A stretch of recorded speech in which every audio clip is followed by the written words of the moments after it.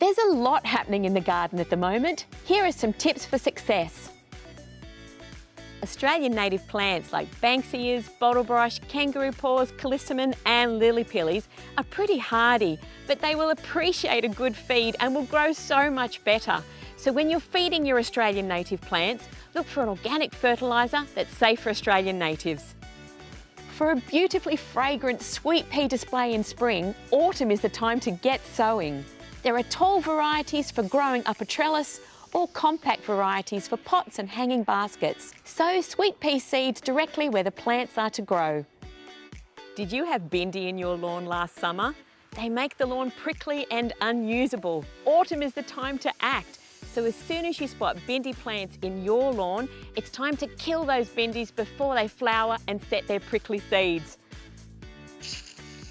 For more advice, chat to our experts. Happy gardening!